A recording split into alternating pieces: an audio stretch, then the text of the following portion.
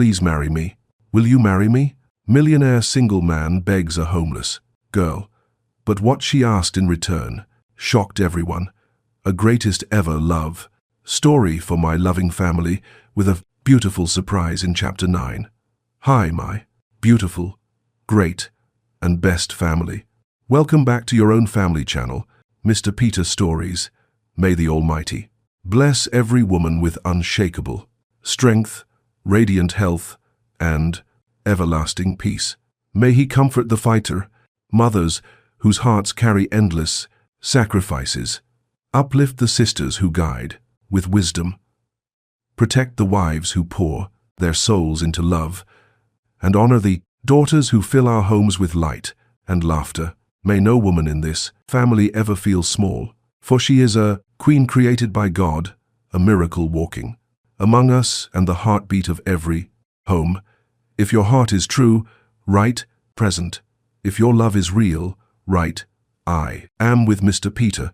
Gary Bellamy owned everything money could buy, yet he felt like the poorest man alive, trapped in a cage made of gold and lined with emptiness that echoed through his soul. The city sprawled beneath him like a glittering circuit board, each light representing lives he would never touch, dreams he would never understand. From the floor-to-ceiling windows of his penthouse, Gary Bellamy surveyed his empire, tech companies spanning 3 continents, real estate holdings that could house small nations, investments that grew faster than he could count them, yet standing there in his 1,000-suit, surrounded by art worth more than most people would see in 10 lifetimes, he felt absolutely nothing. The silence in his penthouse was deafening. No laughter echoed through these marble halls. No genuine conversation warmed these perfectly climate-controlled rooms. Every relationship in his life was transactional. Board members who smiled while calculating their next move. Women who saw dollar signs instead of the man behind them. Friends whose loyalty lasted exactly as long as their plang. Business dealings remained profitable. His phone buzzed against the glass table. Another message from his mother, the iron-willed matriarch of the Bellamy dynasty. The Campbell girl would make a perfect wife. Gary, excellent breeding, proper education. Her father's pharmaceutical empire would complement our tech holdings beautifully. The words made his stomach churn with revulsion. He wasn't looking for a business merger, disguised as marriage. The family pressure had become suffocating, crushing him beneath expectations that grew heavier with each passing day. Board meetings now included subtle threats about his bachelor lifestyle, damaging investor confidence. His uncle, James, had been particularly venomous during the last quarterly review, his words dripping with disdain. Investors want stability, Gary. They want to see a man who can commit, who can build something lasting beyond quarterly profits. Your reputation is becoming a liability that threatens everything we've built, yet something nagged at Gary about the inheritance conditions his grandfather had established. The old man had been many things: brilliant, eccentric, surprisingly romantic for romantic, amenality, business titan, but never arbitrary. Every decision had layers, purposes that often revealed themselves years later. Why 35? Why marriage specifically?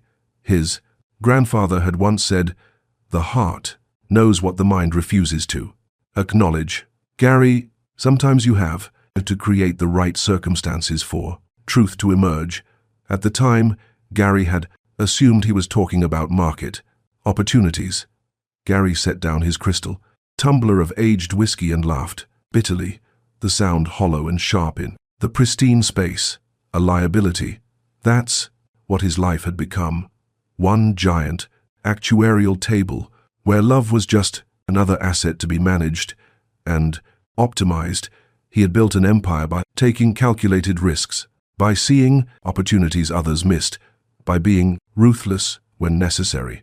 But somewhere along the way, he had forgotten how to be human, forgotten how to feel anything beyond the cold satisfaction of another successful acquisition.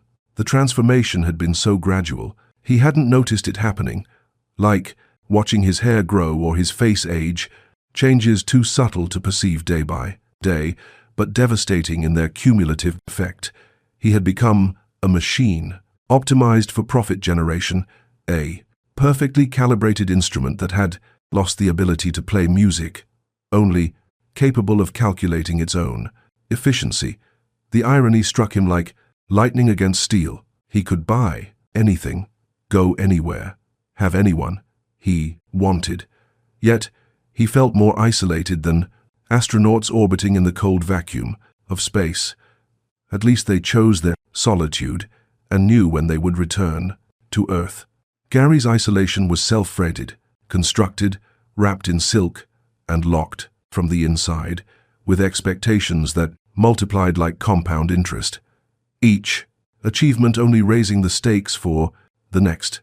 His reflections stared back from the window. A man in his prime, successful beyond measure, handsome by any standard, and utterly, devastatingly hollow. When was the last time he had felt genuine emotion? When had he last made a decision based on what his heart wanted rather than what the market demanded?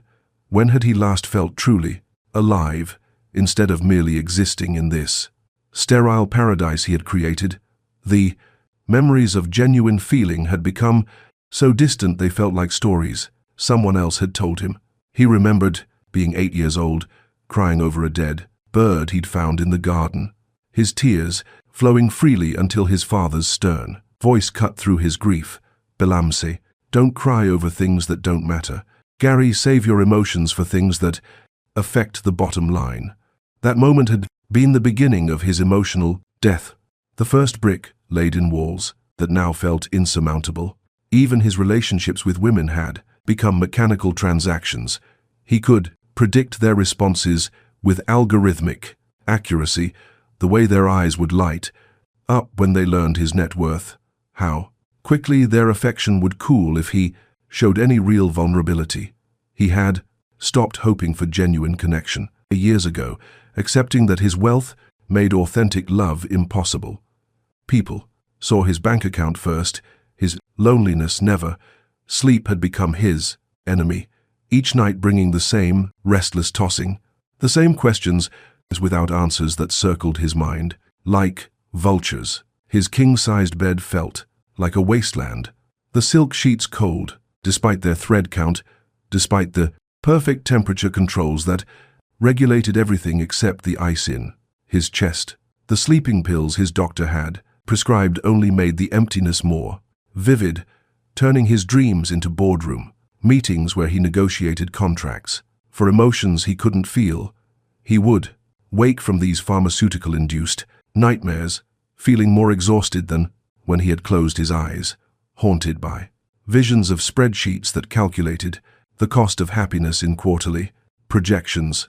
Tonight was no different, but somehow worse.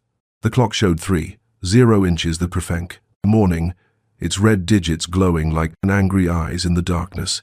His mind raced like a stock ticker, processing deals, analyzing market trends, calculating profit margins with mechanical precision. He couldn't remember the last time his brain had simply been quiet, present in a moment, without agenda or strategy, without the constant pressure to optimize and maximize every second of his existence. The silence in his penthouse felt different at this hour, not peaceful, but oppressive, like the quiet before a storm that never came.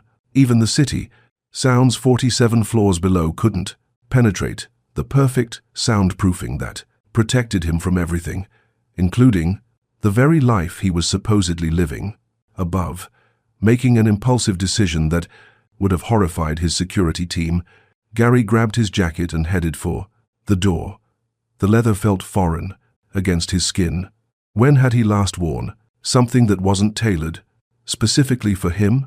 He needed to walk, to breathe air that wasn't filtered through million-dollar systems, to see the world beyond his bulletproof glass, barriers that protected him from everything, including authentic human experience. The elevator descended through his building's 47 floors, each number counting down like a timer towards something he couldn't name, but desperately needed.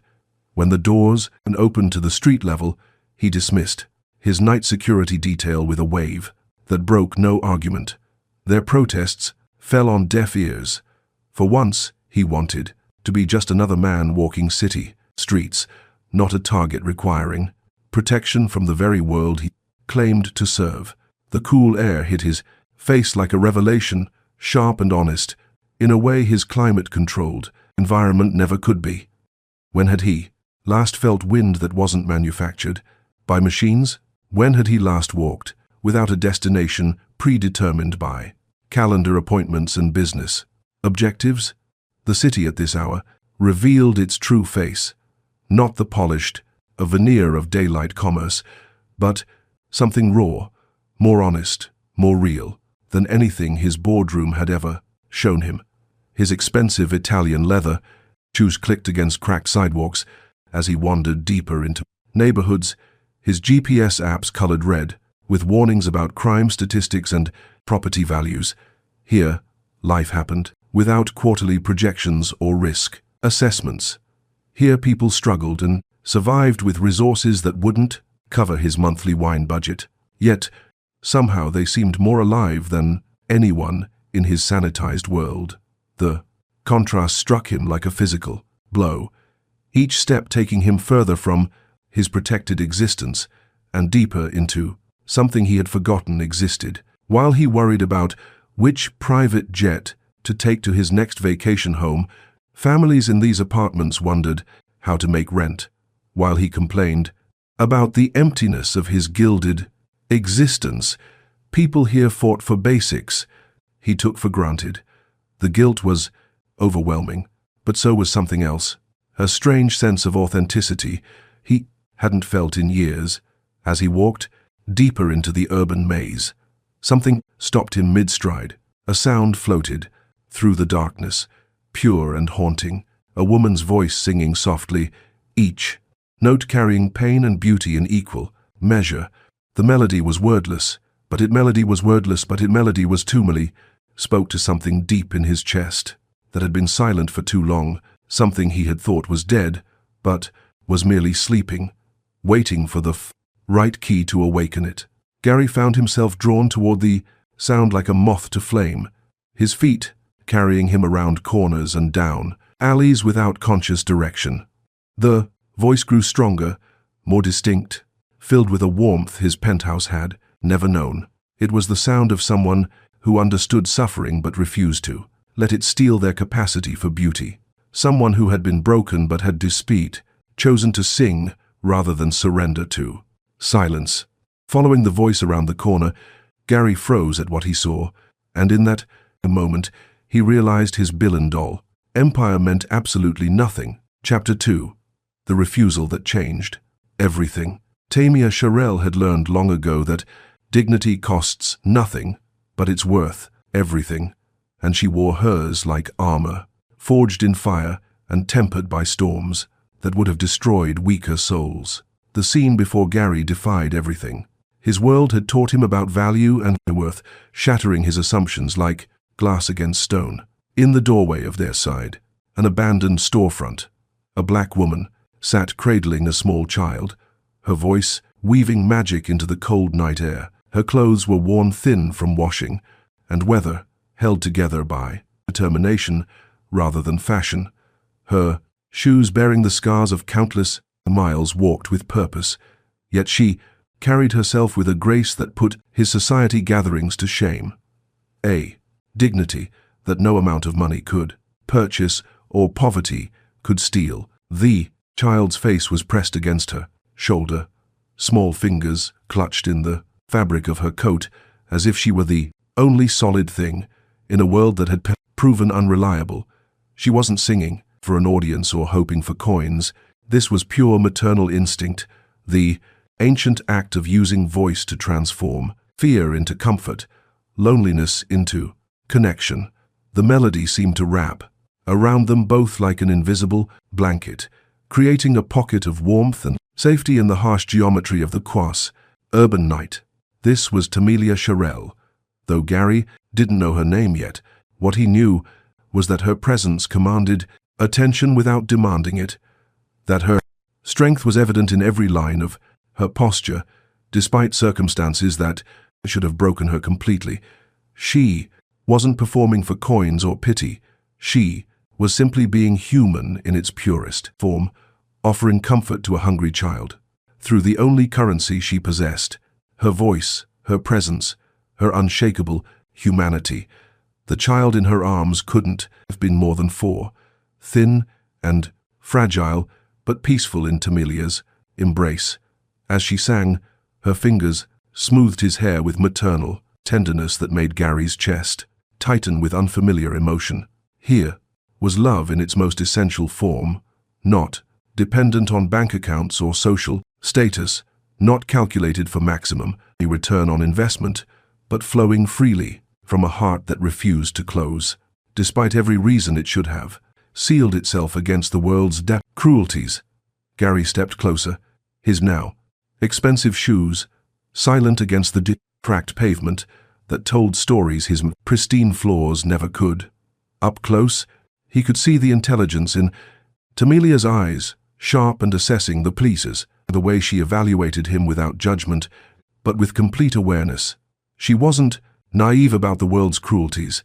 Her gaze held knowledge that spoke of battles fought and survived, of victories carved from defeat through sheer force of will. "That's beautiful," Gary said softly, not wanting to shatter in the moment, but needing to acknowledge what he was witnessing, something real, in a life that had become artificial in every way that mattered. Tamilia looked up at him, and for a quantity moment time suspended itself between of them like a held breath. Her eyes held depths that his therapist's office walls could never contain, stories that made his privileged angst feel both trivial and painfully real simultaneously. She didn't speak immediately, studying this well-dressed stranger who had wandered into her world like a lost tourist, searching for something he couldn't name. "Music doesn't cost anything to make," Dutchie replied, her voice carrying the same warmth as her singing, rich with texture that spoke of joy and sorrow dancing together in perfect harmony. "But it can feed the soul when the body goes hungry, can warm the heart when the world grows cold." Gary reached into his wallet, pulling out bills that represented more money than many people saw in months, perhaps years. The gesture felt automatic, the same response he gave to every problem: throw money at it until it disappeared or transformed into something more manageable. "Please let me help. Take this."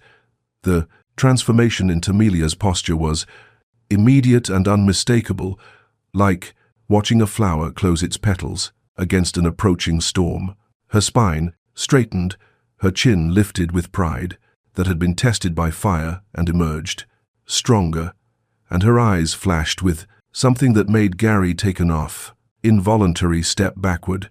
This wasn't anger. It was dignity asserting itself against assumption, strength refusing to be diminished by circumstance. "I'm not for sale," Tamir said, each word delivered with quiet power that cut through Gary's soul like surgical steel, precise and devastating.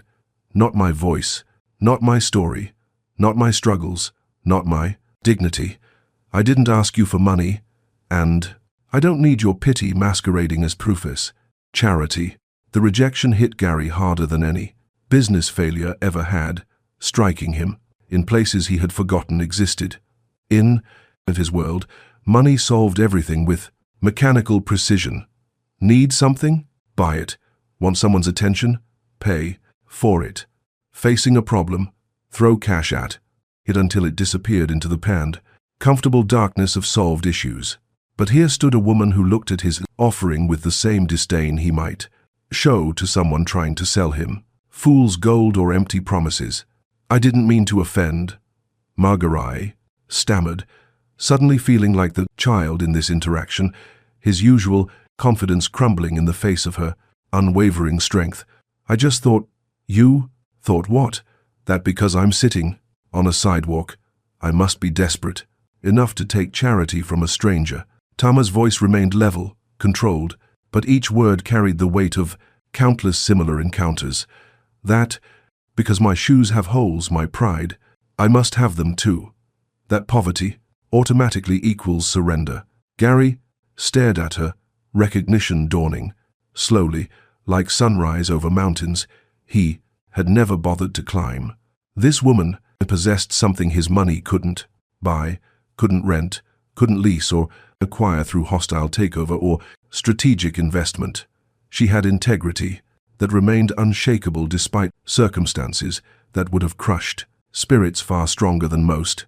In rejecting his money, she had done something no one had done in years. She had surprised him completely, shown him a strength he had forgotten existed. The revelation struck him like lightning, illuminating a landscape he had never seen before. Here was power in its purest form, not the artificial strength that came from accumulating resources or wielding influence over others, but the genuine force that emerged when someone refused to compromise their soul, regardless of the cost. He had spent his entire life among people who would sell their principles for the right price, who viewed integrity as a luxury they couldn't afford when faced with real temptation. But Tamiya had faced the ultimate temptation, escape from poverty, security, comfort, and had turned it away because accepting it would have required her to become someone she couldn't respect. The magnitude of that choice was staggering to someone who had watched business partners abandon their ethics for far smaller rewards. I've never met anyone who would refuse money on principle, Gary admitted, his voice carrying wonder that felt foreign on his tongue. In my world, everything has a price. Everyone can be bought if you find the right currency, money, status, power, security. But you're showing me that some things are genuinely priceless. The businessman in him wanted to analyze her motivations, to find the angle or strategy behind her refusal. But the man he was becoming under her influence recognized truth when he witnessed it, understood that he was seeing something rare and precious that couldn't be reduced to market calculations. You're right, he admitted, and the words felt strange on his tongue, unfamiliar, as a foreign language he was just beginning to learn. When was the last time he had admitted to being wrong about anything? When had anyone possessed the courage to correct him, without agenda or fear of consequence? Something in Tamila's expression shifted, slightly, like sunlight breaking through storm clouds that had dominated the sky for too long. She had expected defensiveness, argument, perhaps anger at being refused. The typical response is of privileged people unused to hearing the word no. Instead, this stranger had offered something rarer than money, more valuable than gold, a genuine apology, delivered without conditions or expectations. Most people don't apologize when their charity gets rejected, she observed, adjusting the sleeping child in her arms, with practiced ease that spoke of responsibilities shouldered without complaint. Most people don't have the strength to reject it in the first place, Gary replied, and he meant every word with intensity that surprised them both. Your refusal, it's not weakness disguised as pride. It's genuine power, the kind that can't be bought or borrowed or stolen. For the first time, Tamilia almost smiled, the expression transforming her face in ways that made Gary's chest tighten with unfamiliar warmth. Strength isn't something you buy in stores or inherit from family names. Mr. Gary Bellamy, if his name meant anything to her, she didn't show it, and somehow that anonymity felt more liberating than any recognition he had ever received. In her world, apparently billionaires were just another type of stranger wandering through the night, no more or less significant than anyone else seeking something real in darkness. Well, Gary Bellamy, strength is something you earn through surviving what should have killed you but didn't. Tomia's voice carried wisdom that MBA programs couldn't teach, depth that came from living rather than learning. It's getting up every morning when the world tells you to stay down, finding reasons to sing when silence would be easier. Something shifted in Gary's chest, like tectonic plates moving after years of stillness. Here was a woman who understood battles he had never fought, but somehow her words spoke to wars he had been fighting his entire life. Different enemies, different weapons, but the same fundamental struggle between who the world expected him to be and who he really was beneath the armor of success. The words that came next surprised him as much as they shocked her, emerging from depths he hadn't known still existed. "Please marry me." The statement hung in the air between them, like a bridge neither had expected to cross, impossible and inevitable. Simultaneously, Gary's own eyes widened as he realized what he had just said. The impulse born from something deeper than conscious thought, truer than any decision his rational mind had ever made. The laughter that escaped Tamia's lips wasn't joy. It was the sound of a woman who had heard every cruel joke the world could tell. And Gary realized he might have just delivered the cruelest one yet. Chapter 3. The condition that sealed their fate. Tamia had survived by trusting no one, but something in Gary's eyes made her consider the impossible. That sincerity could exist even in the most unlikely places, even in proposals that defied logic. The laughter died in Tamilia's throat as she studied Gary's face with the intensity of someone who had learned to read truth in shadows, searching for signs of mockery or malice. She had developed a finely tuned radar for cruelty over the years, an internal warning system that had kept her alive through situations that should have destroyed her completely. But Gary's expression held no trace of jest or superiority, only a raw vulnerability that seemed as surprised by his words as she was, as if they had emerged from places even he didn't know existed. "You're serious," she said, and it wasn't a question. The disbelief in her voice mixed with something Gary couldn't identify. Not hope exactly, but a recognition of something genuine in an interaction that should have been anything but something that cut through the darkness like unexpected dawn. "I am," Gary confirmed, though he was still processing the truth of it himself, still marveling at words that had emerged without calculation or strategy. "I know how it sounds. I know how insane this is, how impossible it seems. But standing here, watching you refuse money, because it would compromise who you are. I've never met anyone with that kind of strength, that kind of unshakable integrity." Tamia shifted, the sleeping child to her other arm, her movements careful and deliberate, each gesture carrying the efficiency born from circumstances where wasted motion could mean wasted energy she couldn't afford to lose. Gary found himself fascinated by her grace under pressure, the way she maintained dignity in conditions specifically designed to strip it away, like a flower blooming in concrete. "You don't know anything about me," Tamia said, but her voice lacked the sharp edge it had carried when she refused his money. Instead, there was something almost curious in her tone, as if she was examining this strange moment from multiple angles. "You see a homeless woman singing to a hungry child and suddenly you want to rescue her. That's not marriage, Mr. Bellamy. That's a fantasy born from guilt and privilege." "Maybe you're right," Gary admitted, taking a step closer, but maintaining respectful distance, aware that trust was something to be earned rather than assumed. "Maybe this is crazy beyond reason, but I've spent my entire life making calculated decisions, weighing risks and benefits with mathematical precision, choosing options that made sense on paper and in boardrooms. And every single one of those smart choices led me to the emptiest existence imaginable." Tamia studied his face in the dim streetlight, her instincts wearing with something she couldn't name, couldn't categorize, according to her usual survival protocols. She had learned to recognize lies with the same accuracy. Others identified colors. They were as common in her world as hunger and cold, as predictable as sunrise.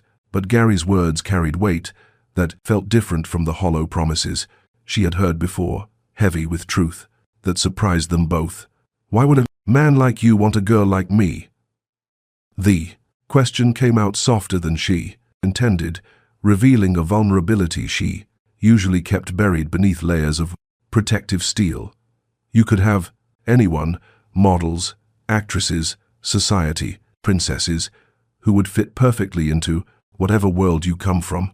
Women who understand your language of success and status.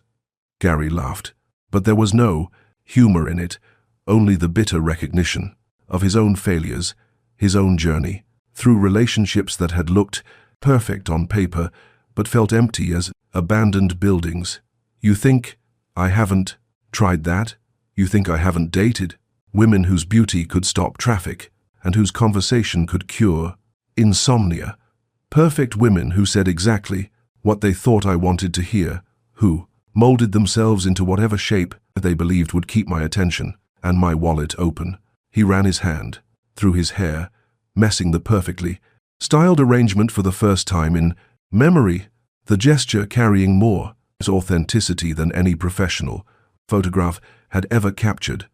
Those women saw my bank account first, my potential as a status symbol second, and, maybe, if I was extraordinarily lucky, something resembling the actual me, running a distant third behind profit projections. Tamia listened without interrupting, recognizing truth when she heard it, spoken with such raw honesty. Rich or poor, powerful or powerless, everyone seemed to struggle with being seen for who they really were rather than what others wanted them to be, what others could extract or gain from their presence. But you, Gary, continued, his voice gaining strength with each word, you looked at me like I was just another person, not a target, not an opportunity, not a means to an end or a problem to be solved, just a man, wandering the streets at 3, 0 inches, the store, in the morning, probably running from something, just like you might be running from something. I'm not running from anything, Tamelia said quickly. Defensive instincts flaring like struck matches, automatic and bright. Then, you're stronger than me, Gary replied, without hesitation, his admission carrying no shame, only honest recognition. Because I've been running from myself for so long, I forgot what I was running toward. I forgot there was. It's supposed to be something worth reaching, for at the end of all that motion, the honesty in his admission caught Tamelia off guard like unexpected rain. In her experience, powerful people rarely, but admitted weakness rarely showed anything that might be interpreted as vulnerability.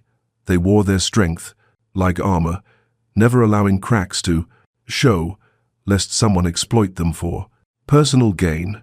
You're offering marriage to a complete stranger, Tamelia pointed out, testing the boundaries of this surreal conversation, probing for the inevitable catch that would reveal this as another cruel joke disguised as opportunity. That's not strength, Mr. Bellamy. That's desperation with expensive clothes. Maybe it's both, Gary said, and his willingness to admit desperation somehow made him seem stronger rather than weaker, more human rather than less. I'm desperate to feel something real, to connect with someone who sees beyond the surface polish to whatever might be. It's worth knowing underneath, and I'm strong enough to recognize it when I find it, even if it comes in a package I never expected, even if it challenges everything I thought I wanted. Tamia felt something shift in her chest, like ice, beginning to thaw after a glancey, particularly brutal winter that had seemed endless. She had grown so accustomed to defending herself against the world's assumptions that she had almost forgotten what it felt like when someone challenged those assumptions rather than confirming them, when someone looked for strength rather than weakness. You don't know my story, she warned him, her voice carrying weight that spoke of chapters written in pain and ink that would never fully dry. You don't know what I've done, what's been done to me, what I've survived to get to this sidewalk. Marriage isn't just about romantic feelings or midnight revelations. It's about accepting someone completely, including the parts that might horrify you. Her words carried the weight of experience that went far beyond her apparent years, speaking of trials that had aged her soul, even while her body remained young. Gary could see shadows moving behind her eyes, glimpses of battles fought in darkness where no one could witness her victories or defeats. She wasn't just warning him about unknown difficulties, she was offering him the chance to understand what he would be taking on if he chose to love her completely. There are things about surviving on the Morit streets that change you in ways comfortable people can't understand. Tamir continued, her voice steady but heavy with truths she rarely shared. Things you have to do to stay alive. Compromises you make with your conscience when the choice is between survival and idealism. I've seen the worst of humanity, and sometimes I've had to become harder than I wanted to be, just to make it through another day. The honesty in her admission was both warning and test. She was giving Gary the opportunity to walk away before he fully understood what loving her would require. But she was also measuring his character by how he responded to the possibility that she might be damaged in ways that would challenge his capacity for acceptance. I've made mistakes, she said quietly, and I've been the victim of other people's choices in ways that left scars on my soul. If you think love is about finding someone perfect, someone whose past is clean and whose struggles have been noble and whose strength has never wavered, then you're looking at the wrong woman. Then tell me, Gary said, simply, the request carrying no demand, only invitation. Tell me your story. Tell me what I'm signing up for, what battles you fought, what scars you carry. Because I promise you, whatever horrors you think you're carrying, they can't be worse than the emptiness I'm living with now. Tamir stared at him for a long moment. This strange man, who had money 12, wandered into her world and turned it upside down with impossible offers and unexpected sincerity.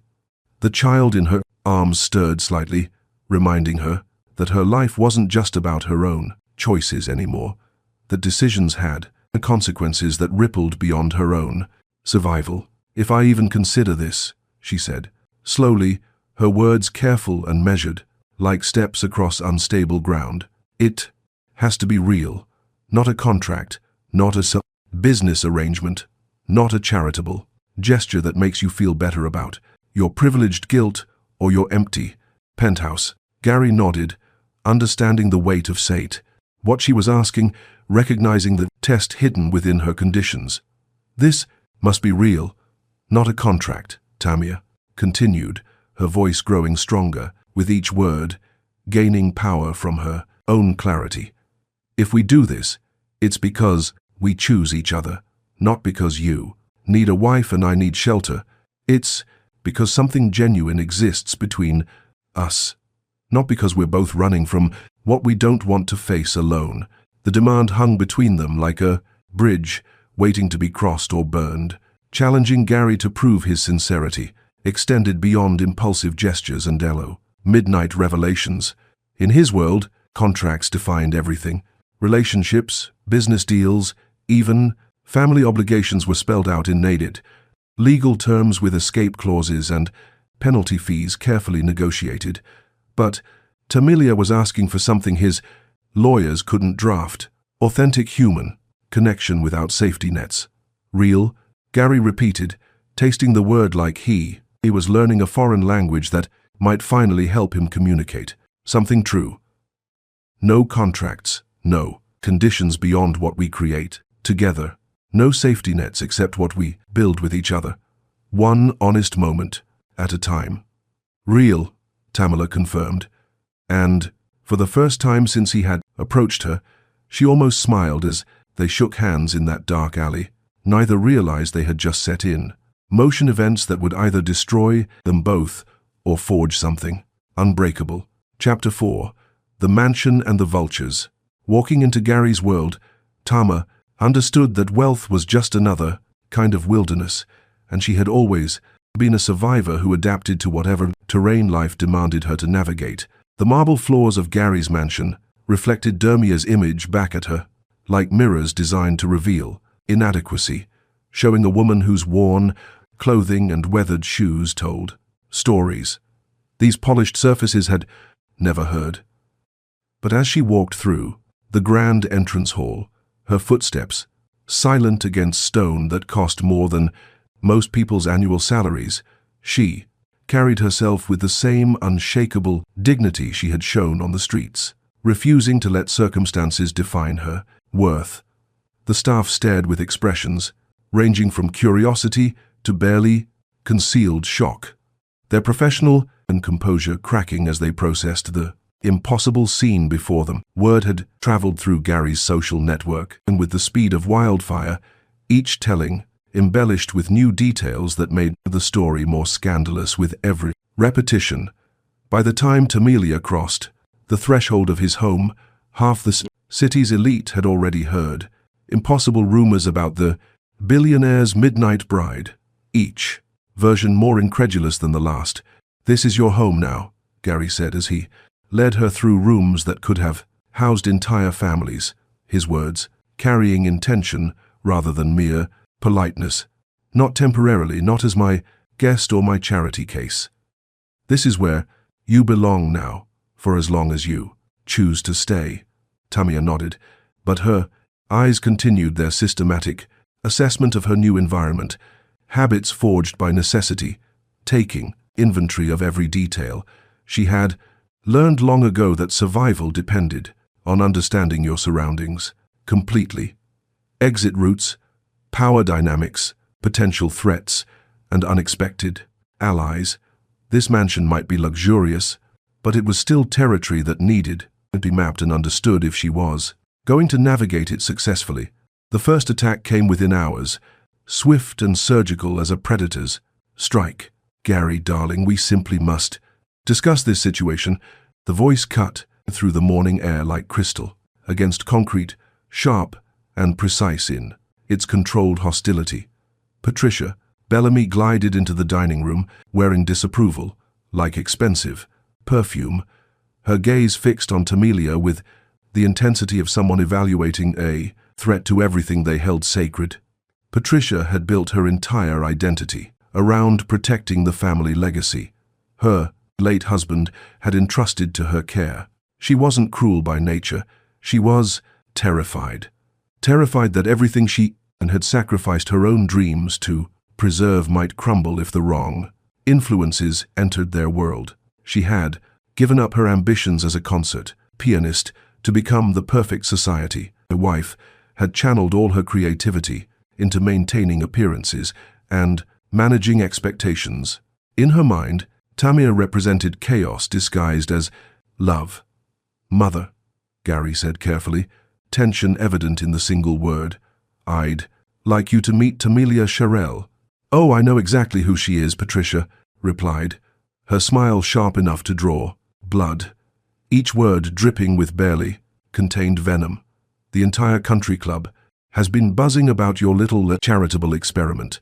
People are calling it everything from admirable to insane."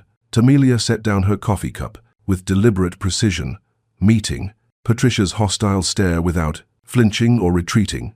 She had faced down threats from people who would have terrified Gary's mother. Survived situations where backing down meant death or worse. One disapproving matriarch, no matter how well-dressed or well-connected, wasn't going to break at her spirit or shake her resolve. "Mrs. Bellamy," Tamia said, her voice carrying warm honey over steel, every syllable perfectly controlled. "What a pleasure to meet the woman who raised such a generous and courageous son."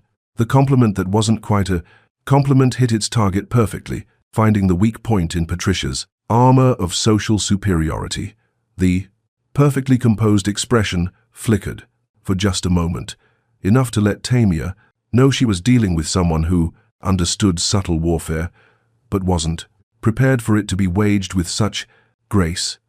The social massacre truly began that afternoon when Gary's business associates arrived for what they claimed was an impromptu meeting, but felt orchestrated as a coordinated assault. They didn't attack Tamelia directly. That would have been too crude for their refined sensibilities, too honest for people who preferred their cruelty, wrapped in silk.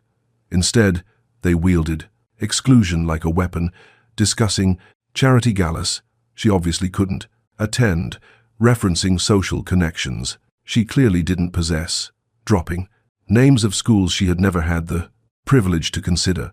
Of course you wouldn't understand the complexities of managing generational wealth, Rebecca, Henderson said with false sympathy that dripped like poison from perfectly glossed lips.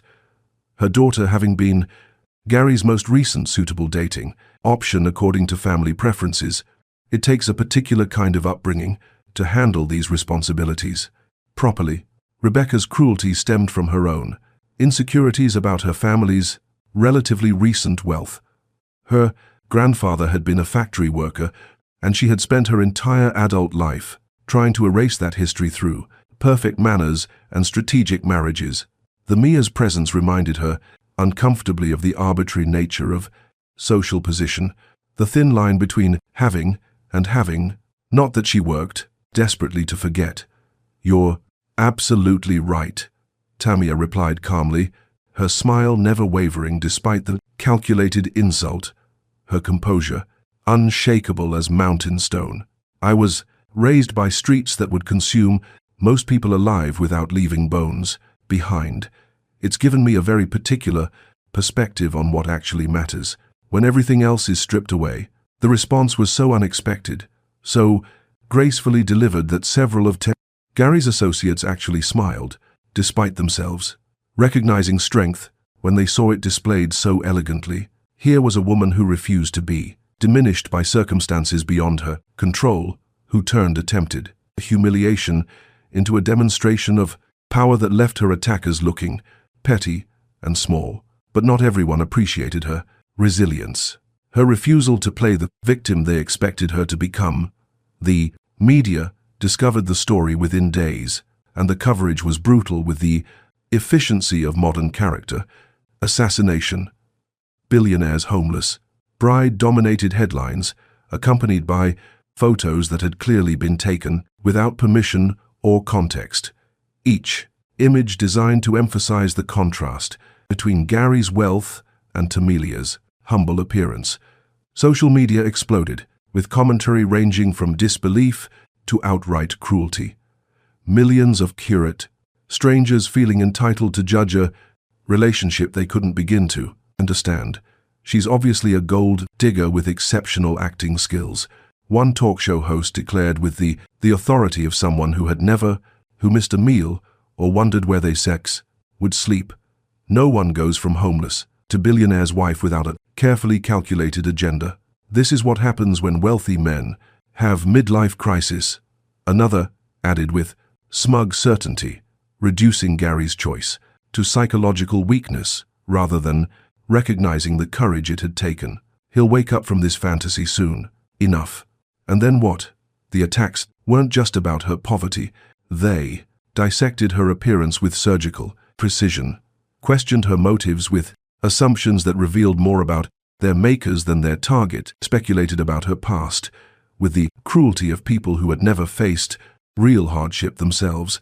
Tamia watched it all unfold with the same steady composure she had shown Patricia, reading every article, watching every segment, absorbing every criticism without letting it poison the strength that had carried her this far. She had survived worse than public opinion, had endured attacks that made these seem like gentle rain compared to the storms she had weathered. The cruelest commentary came from people who had never missed a meal, never wondered where they would sleep, never faced the choice between dignity and survival. They analyzed her every gesture for signs of deception, interpreted her grace under pressure as evidence of manipulation rather than strength. The social media became a feeding frenzy of judgment from strangers who felt entitled to dissect in her life because her story had become public entertainment. But perhaps the most insidious attacks came from those who tried to diminish her strength by reframing it as performance. "She's too composed," one commentator noted with suspicion. "Real, homeless people don't carry themselves like that." She's playing a role. They couldn't comprehend that dignity was something she had fought to maintain, rather than something she was performing for their benefit. The psychological warfare was subtle but constant, photographers catching her at unflattering angles, reporters asking loaded questions designed to make her stumble, social events where she was invited specifically to be excluded. Each situation was designed to break her composure, to force her into the role of victim or gold digger that would confirm their assumptions about who she must be. "They want me to break," she told Gary one evening as they sat in his library, surrounded by books that represented knowledge she had never had the chance to acquire formally. "They expect me to crumble under the pressure to prove I don't belong here, to run back to whatever hole they think I crawled out of." The campaign against her had become systematic, orchestrated with the precision of a military operation. Invitations to events were extended, only to be rescinded at the last moment, leaving her dressed and ready with nowhere to go. Photographers waited outside every establishment she entered, capturing images that were then used to question her right to occupy spaces previously reserved for others. Even simple errands became exercises in enduring scrutiny designed to break her composure.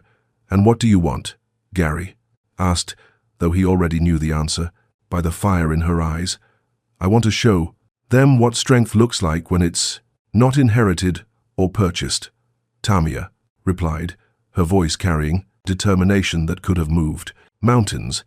"I want to prove that dignity isn't dependent on bank accounts or social approval. That character is something you earn through choices that cost you everything but give you yourself." The attacks had revealed something important about her adversaries. Their cruelty was born from fear rather than strength, their need to diminish her arising from their own insecurity about the foundations of their privilege. They attacked her because her very existence challenged the comfortable fiction that wealth equated to worth, that circumstances determined character. Gary watched her face as she spoke, seeing the steel beneath the grace. Understanding that he hadn't rescued anyone, he had found someone who could stand beside him as an equal, someone whose strength complemented rather than competed with his own. That night, as Tamia sat in the vast mansion that still felt foreign but no longer felt temporary, she, who whispered to herself words that carried the weight of promise and threat, combined. "I survived the streets, the mattered, cold, and the hunger. But can I survive being loved? And what will that love cost both of us?" Chapter 5. The walls come down. In the quiet hours between midnight and dawn, two broken souls began to recognize each other through the shadows of their separate pain, finding that healing sometimes begins with honest wounds. The mansion took on different qualities in darkness, its grandeur softened by shadows that made the spaces feel more intimate, more human.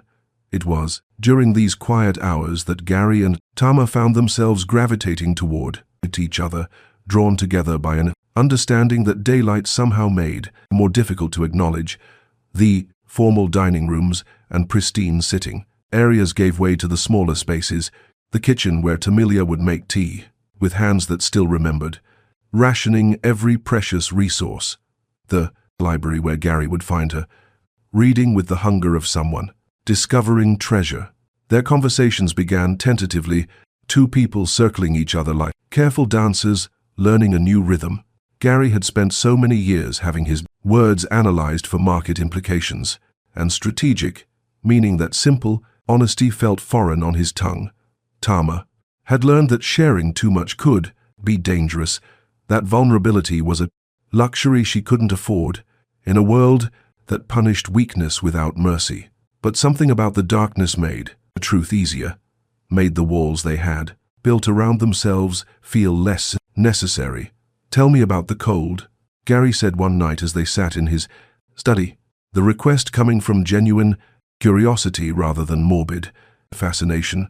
He had seen her unconscious habits, the way she hoarded small luxuries like extra blankets, how she never left food unfinished, the way her Eyes automatically mapped exit routes, even in the safety of his home. Tamia was quiet for a long moment, weighing his words for mockery or pity, and finding neither. "The cold isn't just temperature," she said finally, her voice carrying the weight of memory. "It's the way it seeps into your bones until you forget what warmth feels like. It's lying on concrete that steals your body. Heat, wearing every piece of clothing you own, and still shivering until your muscles cramp.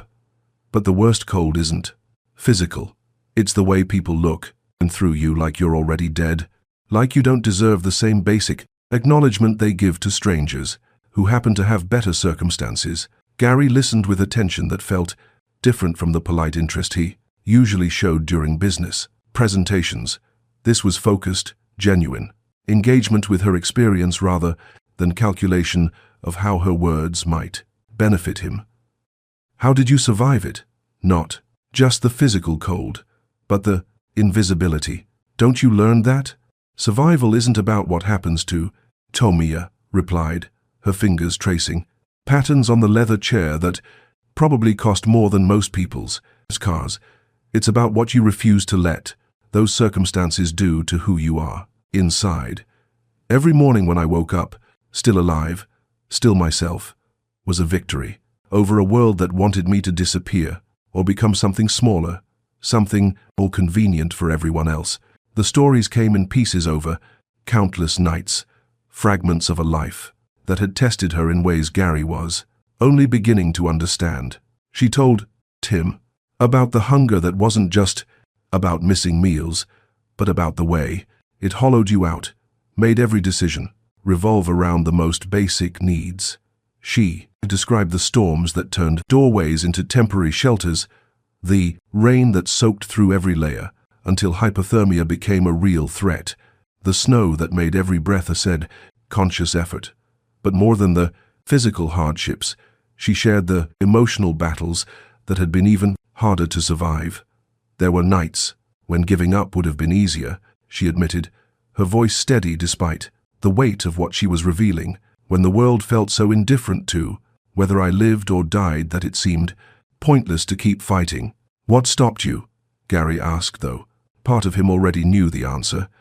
It was written in every gesture she made, every decision that prioritized dignity over convenience. Stubbornness? Maybe. Tamia smiled slightly, but her eyes held depths that spoke of more complex motivations, or maybe the understanding that my life belonged to me, not to circumstances or other people's expectations, that even if no one else could see my worth, I could still choose to see it in myself. Gary found himself sharing stories he had never told anyone, admissions that would have horrified his therapist and shocked his family. He described the suffocating weight of expectations that had pressed down on him since childhood, the way every achievement felt hollow because it was measured against standards set by others rather than joy found in accomplishment itself. Success became a prison, he told her, his voice carrying surprise at his own honesty. Every victory just raised the bar higher, created new expectations I had had to meet. I started making decisions based on what would look good in business magazines rather than what felt right in my chest. The confession opened floodgates he hadn't realized existed. Gary found himself describing the crushing loneliness that came with being surrounded by people who wanted something from him, the way everyday conversation felt like a negotiation, even with those closest to him. He talked about board meetings where his humanity was treated as weakness, family gatherings where love was measured in stock prices and quarterly reports. "I stopped trusting my own instincts years ago," Gary admitted, his voice raw with recognition of how completely he had lost himself. Every decision got filtered through committees and consultants and market research until I couldn't tell the difference between what I wanted and what would be most profitable. I became a stranger to myself, successful but completely lost. Tamia listened without judgment, recognizing the different ways people could be broken by circumstances beyond their control. Wealth had been Gary's prison, just as poverty had been her testing ground, each presenting unique challenges that required different kinds of strength to survive. The worst part was that everyone expected me to be grateful, Gary continued, his words flowing with the relief of finally having someone who could understand, without requiring explanation.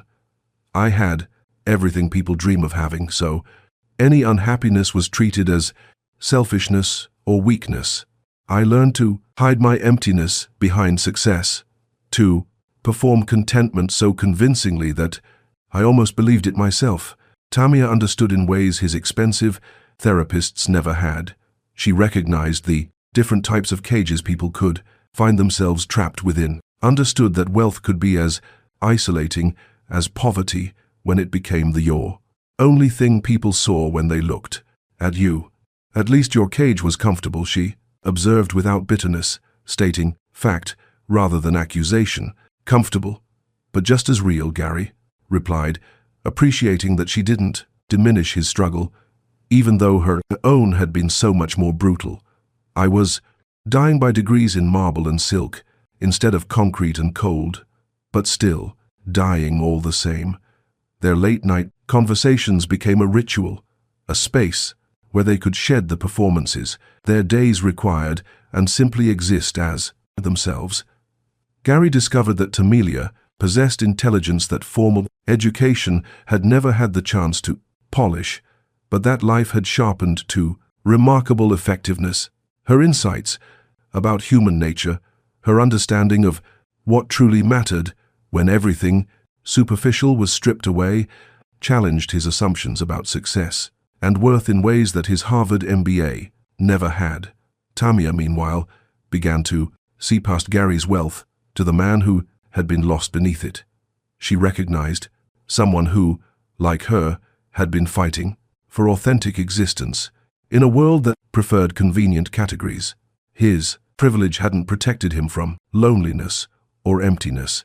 It had simply dressed those struggles in more expensive clothing. We are both refugees, she said one night, the observation carrying weight that surprised them both. You from expectations that suffocated who you really are. Me from circumstances that tried to erase me entirely. We found each other in the space between who we were supposed to be and who we actually are. Gary reached for her hand across the small table where their tea had grown cold while they talked, and for the first time since childhood, touch felt like connection rather than transaction.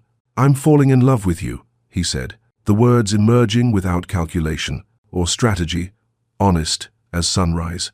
I know, Tamia replied, her fingers intertwining with his in acknowledgement that felt like promise. I'm falling in love with you, too, and it terrifies me more than the streets ever did.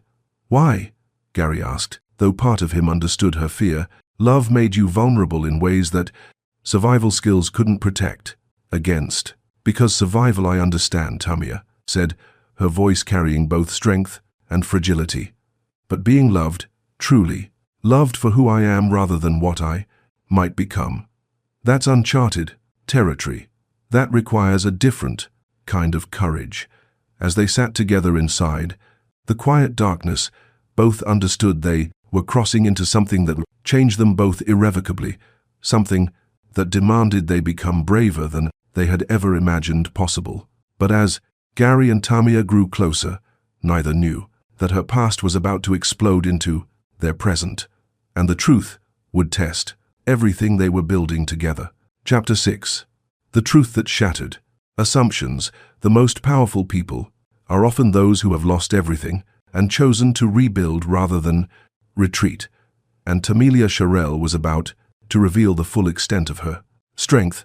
The revelation came on a Tuesday evening in November as autumn surrendered to winter's advance, and the mansion's heating system hummed against the growing cold.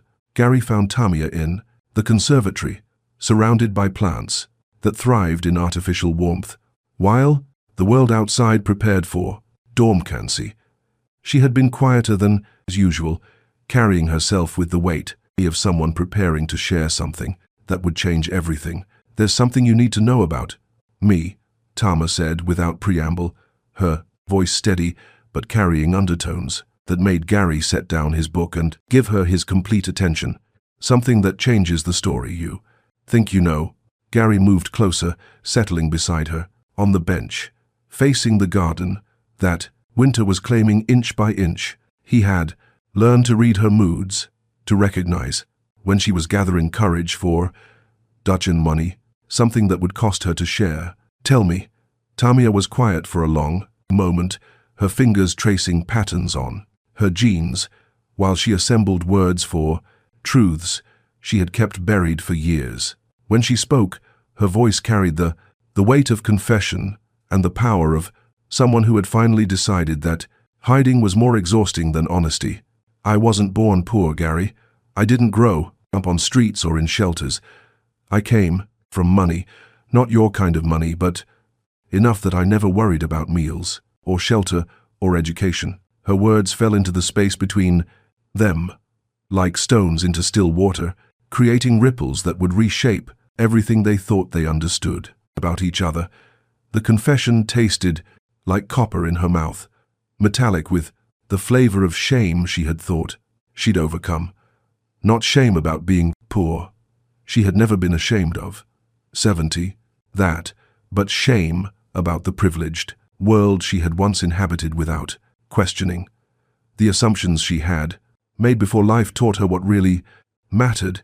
Gary felt his assumptions reorganizing themselves, puzzle pieces clicking into new configurations that revealed a picture he hadn't expected. The intelligence he had recognized in B40.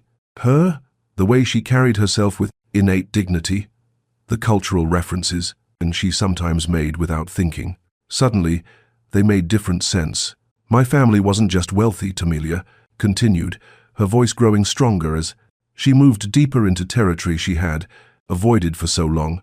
We were respected. Old money, established social position, the kind of generational wealth that comes with expectations about who you marry, how you behave, what choices are acceptable for someone with our family name. She stood and walked to the glass wall, her reflection ghost-like against the darkening garden. I was supposed to marry someone approved by the family, board of directors, masquerading as parents, someone who would merge our holdings advantageously, someone whose bloodline had been vetted for genetic and financial compatibility. Love was supposed to be a happy accident that occurred within approved parameters.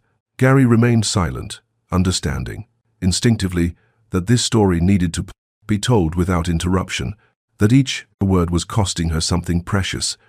But I fell in love with someone they considered unsuitable, Tamia said, her voice carrying old pain that had been transformed into wisdom rather than bitterness. Someone whose only crime was being born into the wrong economic class, whose greatest failing was making me laugh and see the world as larger than quarterly profit reports. The conservatory felt too small for the emotions filling it, the carefully controlled environment unable to contain the storm of memory and revelation breaking between them. I chose him, Tamia said simply, but the words carried the weight of a decision that had cost her everything she had known. I chose love over comfort, authenticity over approval, my heart over their plans. I thought love would be enough, that choosing each other meant we could build something real together. Gary felt something cold forming in his stomach, recognition of where this story was heading, even before she confirmed his fears. He left, Tama continued, her voice remaining steady, though Gary, he could see the cost of these words in the dark tension of her shoulders. When the pressure came, when my family made it clear that loving meant a lifetime of being excluded from their world, when he realized that being with me meant giving up the comfortable life he had imagined, he chose the easier path. The silence, stretched between them, filled with the weight of abandonment and betrayal that had shaped everything that came after. My family expected me to crawl back, Tamia said, turning from the window to face Gary directly. They were certain that being abandoned would cure me of my breast. Romantic notions that losing him would make me grateful for their forgiveness, and ready to accept their version of my future. But you didn't, Gary said, understanding now why her strength felt so absolute, so unshakable. I couldn't, Tamia replied, and for the first time since she had begun this story, she almost smiled. Going back would have meant admitting that their version of love, calculated, conditional, based on mutual benefit rather than genuine connection, was the only kind that mattered. It would have meant accepting that my judgment was worthless, that my heart couldn't be trusted, that authentic emotion was a luxury I couldn't afford.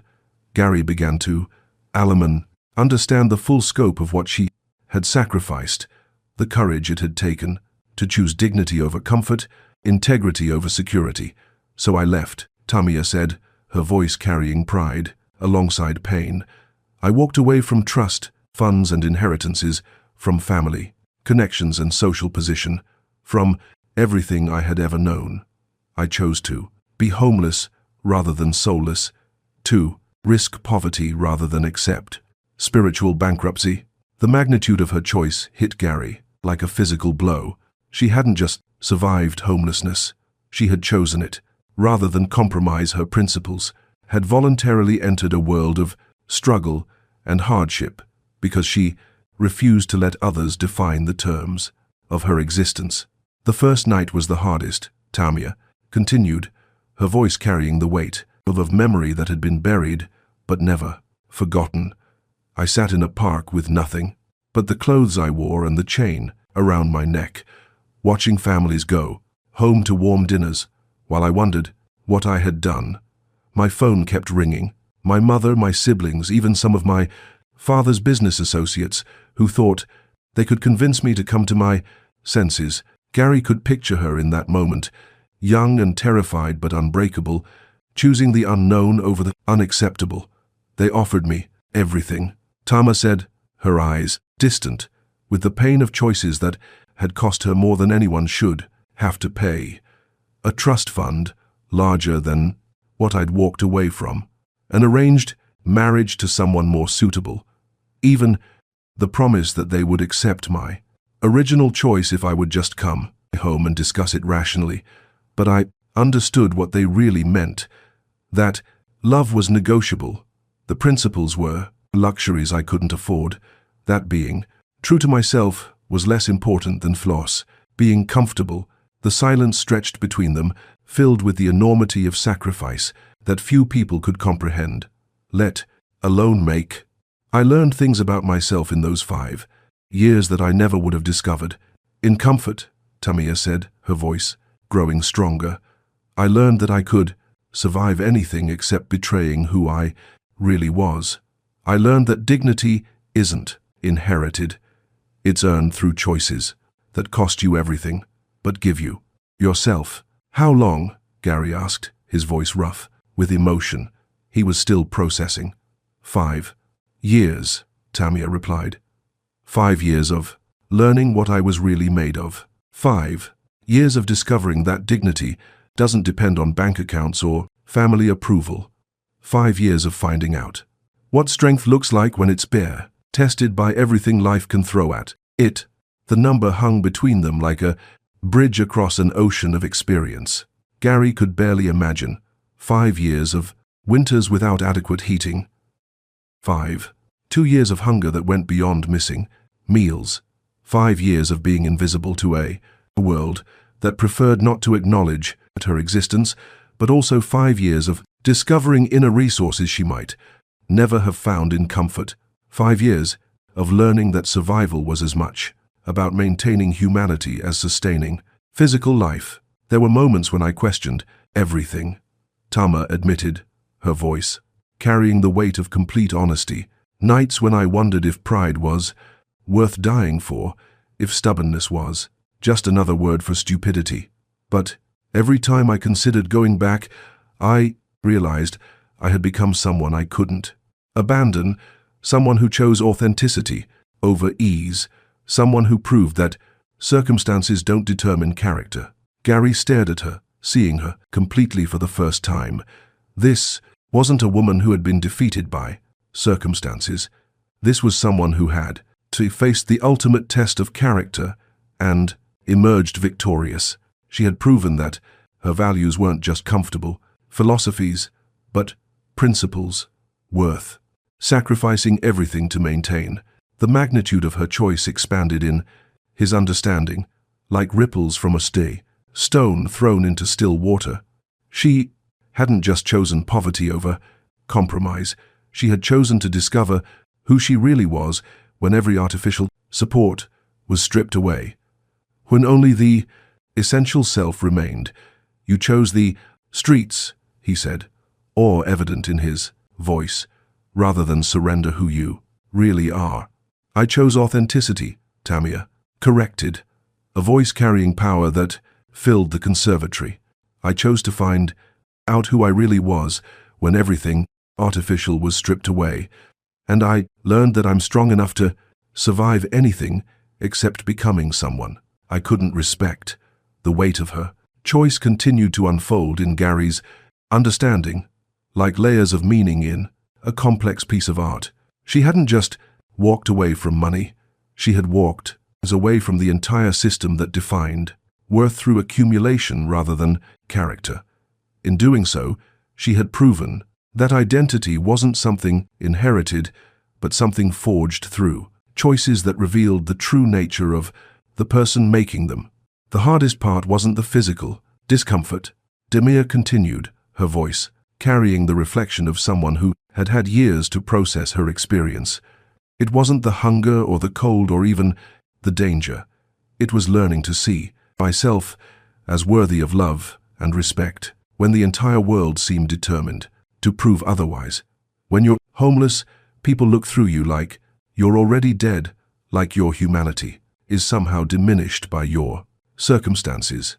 Gary felt something fundamental shifting in his understanding of strength and survival. He had always equated security with safety, wealth with protection.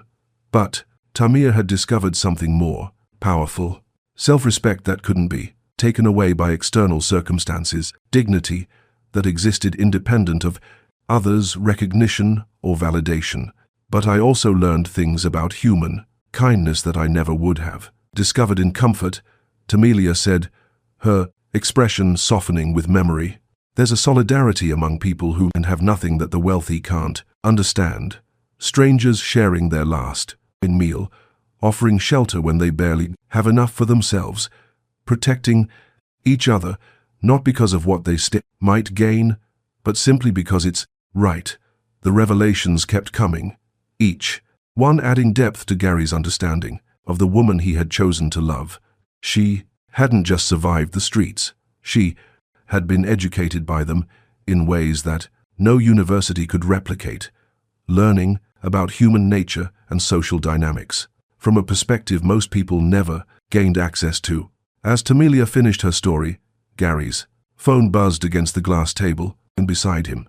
The message that appeared made his blood run cold, the words striking like ice against the warmth of revelation they had been sharing. We know who she really is. And tomorrow, everyone else will too. Chapter 7. The stand that defined them. When the world tries to destroy you, the only choice is to stand taller than you ever thought possible. And Tamia Sharel was about to show everyone what unbreakable really meant. The attack came with the precision of a military operation, coordinated and devastating in its scope.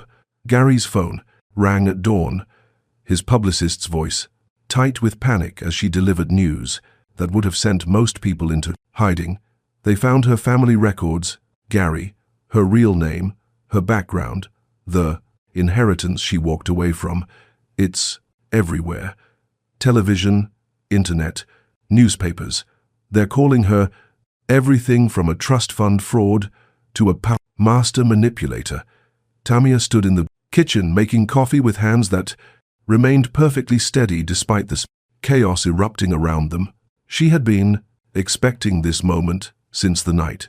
She shared her truth with Gary, understanding that secrets in the world had shorter lifespans than flowers. The only question had been timing and scope, And the answer was arriving with the brutality she had anticipated. Gary's family had orchestrated this revelation with surgical precision, presenting Tamilia's past as evidence of deception rather than courage. They painted her homelessness as performance art, her struggles as calculated manipulation designed to win Gary's sympathy and access to his fortune. Every choice she had made was reframed as strategy, every sacrifice reinterpreted as investment in a long-term co-name. Tamilia Wells, the morning news anchor, announced with the false gravity television reserved for scandals involving the wealthy real name. Tamilia Alexandria Wells Sharell, to the Wells textile fortune abandoned. Her family's wealth, 5 years ago, in what sources describe as an elaborate scheme to position herself for an even greater fortune through strategic marriage. The footage that followed had clearly been provided by her family. Photographs from charity galas and society events, images of a younger Tamilia in designer gowns standing beside people who had written her off as dead when she chose love over their approval. The contrast between those images and recent paparazzi shots was devastating, each comparison designed to support the narrative of calculated deception. Gary watched Tamilia's face as the reports played on every channel, searching for signs of the shame or panic his family expected to see. Instead, he found something that made his chest swell with pride, absolute calm, the unshakable composure of someone who had nothing left to hide and nothing left to fear. The media circus had reached fever pitch, with each outlet trying to outdo the resound. Others in their coverage of what they had dubbed the homeless are scandal. Talk shows dedicated entire segments to analyzing her every gesture, bringing in body language experts to interpret her composure as evidence of either masterful deception or genuine strength. The narrative had become a Rorschach test for viewers' own beliefs about class, worth, and the American dream. What struck Gary most profoundly was how the coverage revealed more about the commentators than about Tamilia herself. Those who had never faced real adversity saw manipulation in her strength, while those who understood struggle recognized authenticity in her refusal to be diminished. The divide was stark and telling, comfort breeding suspicion, while experience recognized truth. Social media had become a battlefield where strangers fought over a story they understood only through carefully edited headlines. Hashtags emerged on both sides, homeless heirs trending alongside true authentic love, each representing fundamentally different worldviews about what made relationships genuine and what made people worthy of love. The most insidious aspect of the coverage was how it tried to erase her 5 years of struggle by reframing them as performance art. She always had a safety net. One particularly cruel commentator noted knowing she could return to wealth. Whenever the experiment got too difficult, they couldn't comprehend that burning bridges completely required more courage than maintaining escape routes, that her choice to cut ties with her family had made her homelessness as real as anyone else's. "They expect me to run," Tamia said, her voice carrying certainty rather than fear. "They think this exposure will send me scurrying back to whatever hole they believe I crawled out of. They're waiting for me to prove their assumptions about my character." "What are you going to do?" Gary asked, though he suspected he already knew the answer by the steel in her spine, the set of her shoulders that spoke of battles about to be fought and won. "I'm going to show them what real strength looks like," Tamia replied, her voice carrying promise and threat in equal measure. "They want a performance? They're about to get the most authentic one they've ever witnessed." The press conference was scheduled for noon, hastily arranged by Gary's publicity team, who assumed damage control meant separation and distancing. They had prepared statements about temporary relationships and misunderstandings, scripts designed to minimize Gary's association with what they saw as a public relations disaster. Instead, they found themselves coordinating something unprecedented, a joint appearance where both Gary and Tamelia would address the media, together presenting a united front against attacks that had been designed to divide them. Tama chose her outfit with the same strategic precision. A general might plan a decisive battle, not the designer clothes Gary could have provided, not an attempt to reclaim the said wealthy image her family was using against her, but a simple black dress that emphasized her dignity while acknowledging her current reality. She looked like exactly what she was, the woman who had chosen authenticity over comfort and was prepared to defend that choice against any attack. The media gathered like vultures, scenting carrion, cameras and microphones, creating a forest of mechanical attention focused on what they assumed would be either confession or capitulation. The questions came like arrows, sharp and designed to wound. "Miss Wells, did you deceive Mr. Bellamy about your background? Was your homelessness a calculated strategy to gain his sympathy? How do you respond to your family's accusations of manipulation?" Tamia stood at the podium with the presence of someone who had faced far worse than hostile questions from comfortable people. When she spoke, her voice carried across the room like music, clear and strong, and absolutely unashamed.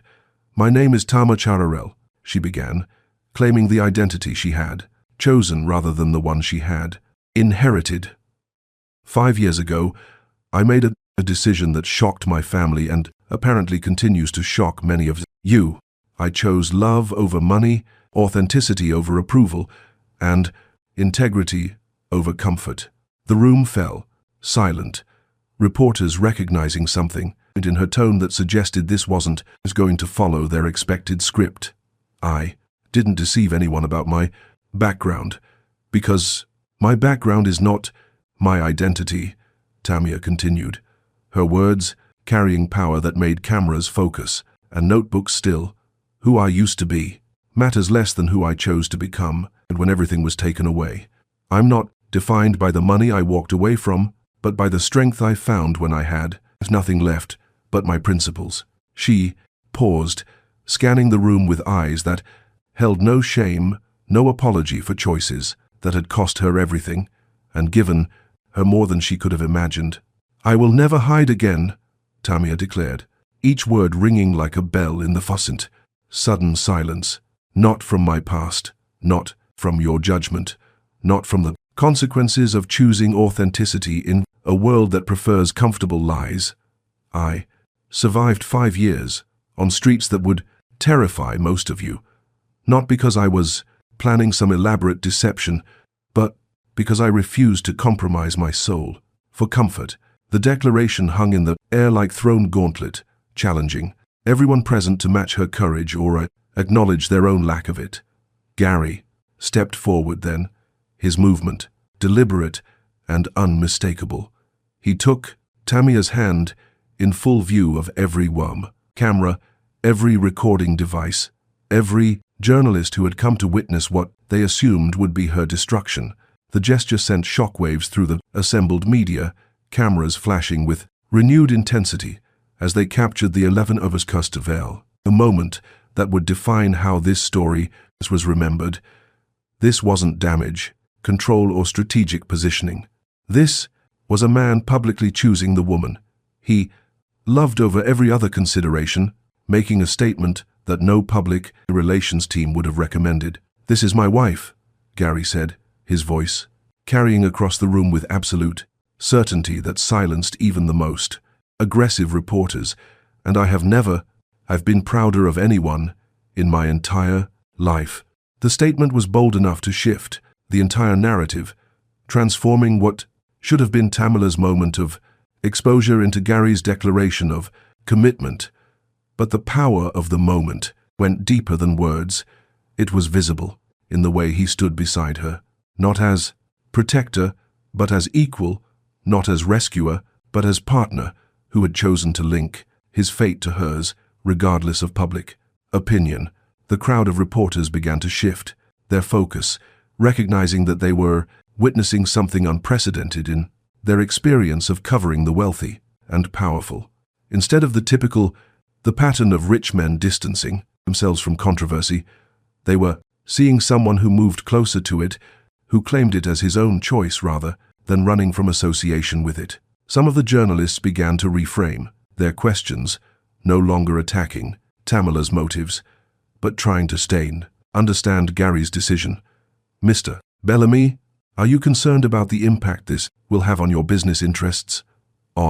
Called out. But Gary's response was immediate and unwavering.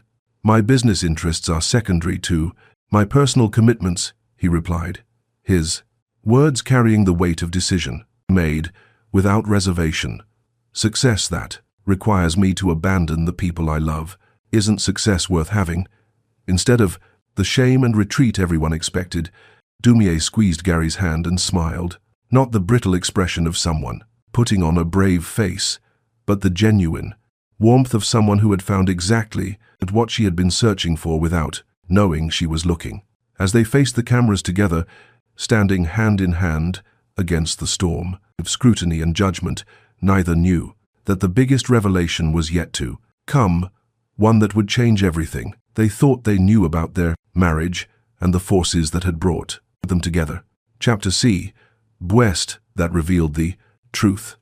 Sometimes the greatest lies are told to reveal the greatest truth, and Gary Bellamy was about to discover that his grandfather's final gift was the freedom to choose authentically.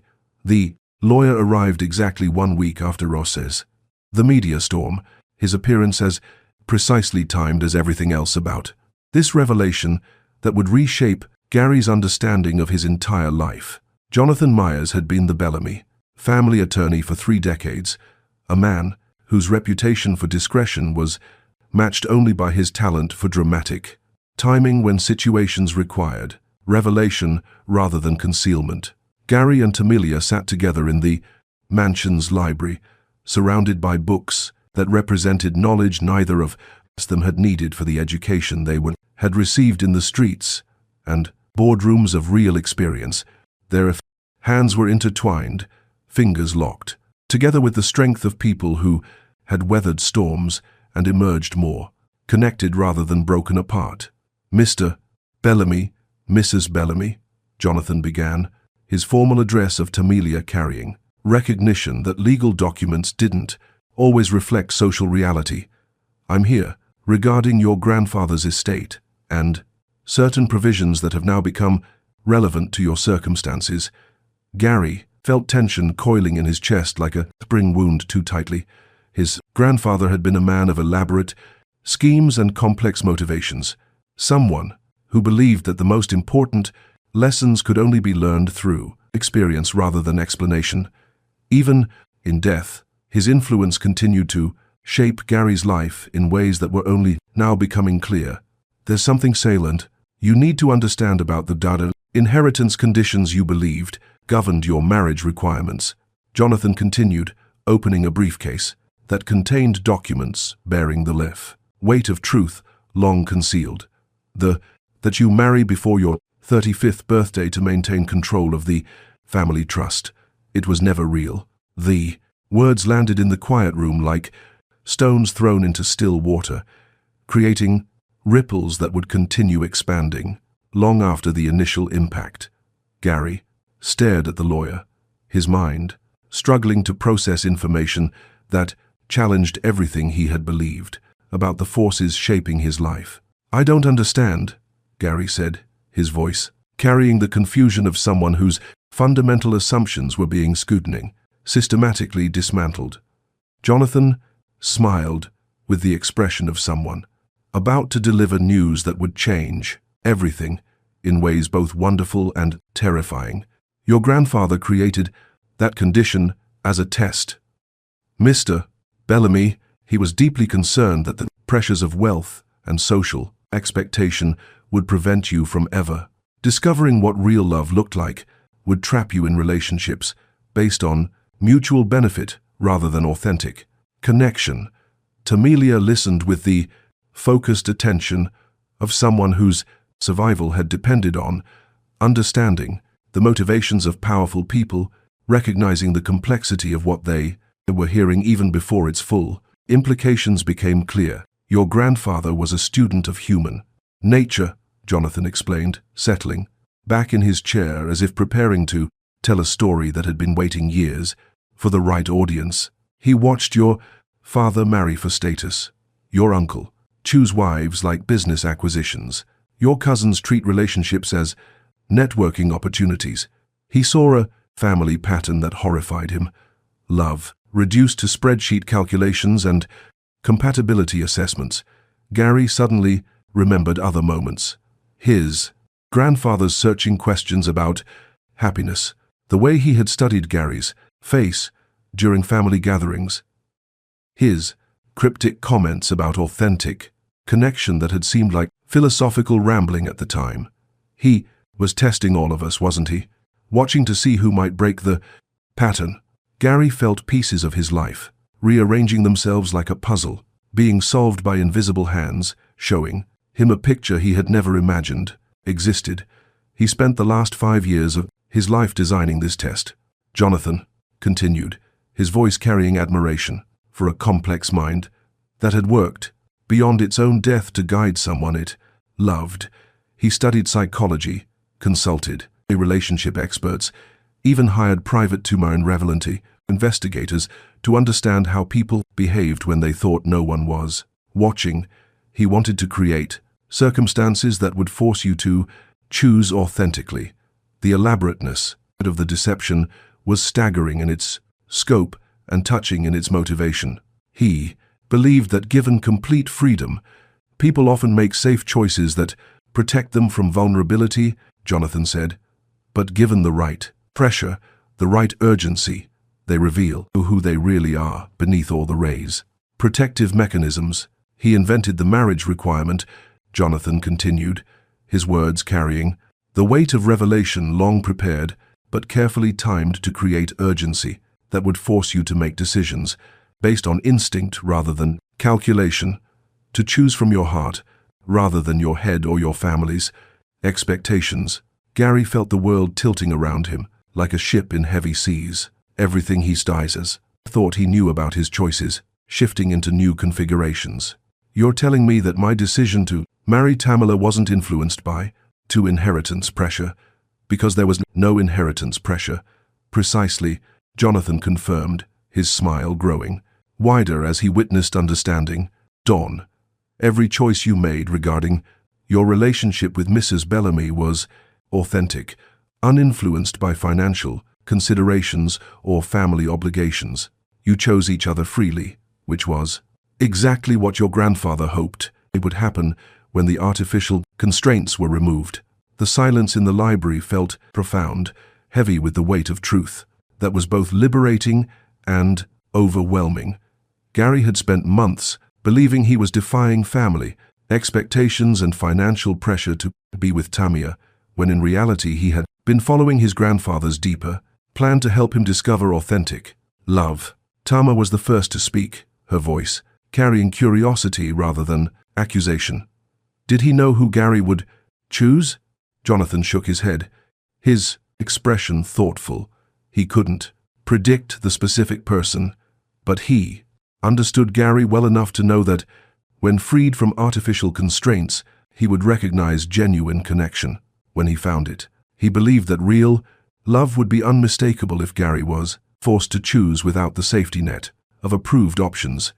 Gary stood and walked to the window, looking out at gardens that suddenly seemed different, transformed by the understanding that his choices had been more authentic than he had realized. So everything I thought I was rebelling against was carefully constructed to ensure your rebellion would lead you toward authenticity rather than away from it. Jonathan finished. Your grandfather was a complex man who understood that sometimes the greatest gift you can give someone is the freedom to discover who they really are when artificial supports are removed. The revelation reframed everything, not just their marriage, but Gary's entire understanding of his relationship with his family's the 7 expectations. He had thought he was choosing love over duty, when in reality he had been fulfilling the deepest duty his grandfather could have imagined. The obligation to live authentically. Everyone expected me to be furious about being manipulated, Gary said, turning back to face Jonathan and Tama, his voice carrying wonder rather than anger. They thought I would feel betrayed by the deception. But, instead of betrayal, Gary felt something like gratitude blooming in his chest. His grandfather's elaborate scheme had given him the greatest gift imaginable, the chance to discover that his capacity for authentic love existed, that beneath all the conditioning and expectations lived someone capable of choosing with his heart rather than his head. The test had revealed something profound about both of them. Gary had proven he could recognize genuine worth when it appeared in unexpected forms, while Tamia had demonstrated that her strength wasn't dependent on circumstances, but was an intrinsic part of who she was, regardless of external conditions. "It's beautiful in the way," Tamia observed, her voice carrying appreciation for the complexity of love that transcended death. "He loved you enough to trust that given the right circumstances, you would choose well. He believed in who you could become, even when you didn't believe in it yourself." "And how do you feel?" Tama asked, though she suspected she already knew the answer by the expression on his face. Gary looked at her, seeing clearly, for perhaps the first time, the miracle of what they had found together. "For once in my life, I wasn't chasing fortune or following someone else's script. I was making choices based on what felt real, what mattered to me, personally rather than professionally." The smile that spread across his face was transformative, joy breaking through the controlled expressions he had worn for so many years, like sunlight breaking through storm clouds. "I was choosing love completely and authentically without knowing I was free to make that choice." The irony wasn't lost on either of them, and that Gary's most authentic decision had come when he believed he was being forced into it, that his truest expression of love had emerged when he thought he was fulfilling an obligation. It suggested something profound about human nature, about how genuine feeling could transcend artificial constraints and reveal itself even through the most unlikely circumstances. "Your grandfather understood something about films of sand, love that took me 34 years to learn," Gary said, his voice carrying wonder at the complexity of wisdom that had guided him from beyond the grave. He knew that real connection can't be manufactured or arranged, but it can be recognized when it appears, even in the most unexpected forms. The realization was both humbling and liberating. Gary had spent years believing that his grandfather's expectations were limiting his freedom, when in reality they had been designed to help him discover what freedom actually meant. True choice wasn't about having unlimited options. It was about having the courage to recognize the continuity's right option when it appeared, and the strength to choose it, regardless of external pressure. "He would have loved you," Gary told Tomie, the statement carrying certainty, despite the impossibility of their ever meeting. "Not because you proved his test worked, but because you represent everything.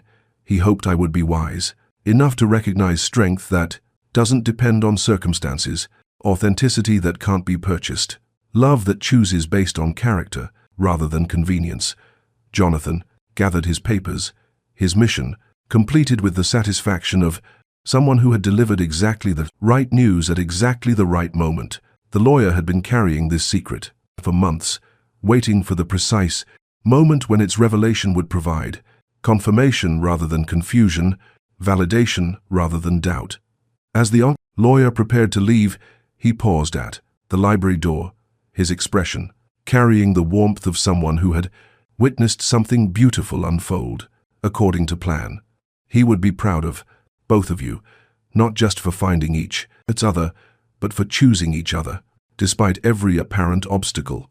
After Jonathan left, Gary and Tamia sat in the mentioned quiet library, processing the magnitude of what they had learned. The love they had found was even more authentic than they had realized, built on choices that were completely their own, rather than responses to external pressure. But as Gary reached for Tamilia's hand to celebrate their freedom from obligation, he saw tears in her eyes and realized the test wasn't over yet. Chapter 9. The Confession that Changed Everything. The strongest people are those who can be vulnerable without losing their power. And Tamia, Sharelle was about to show Gary the true depths of both her strength and her heart. The tears that fell down Tamilia's cheeks were not born of sadness, but of something far more complex, emotions so overwhelming that her usually unshakable composure finally cracked under their weight. Gary watched at her with growing concern, recognizing that these weren't tears of relief or joy, but something deeper, more fundamental to who she was becoming in this moment of complete honesty.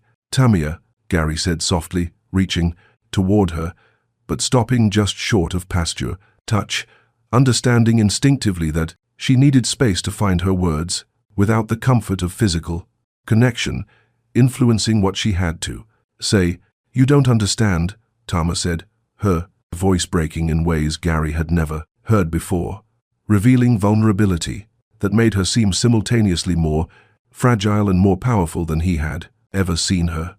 "All this time, I thought, you married me because you had to, because some obligation or pressure forced you to make choices your heart might not have made freely." Gary felt his chest tighten as he began to understand the direction of her revelation, the weight she had been carrying without his knowledge.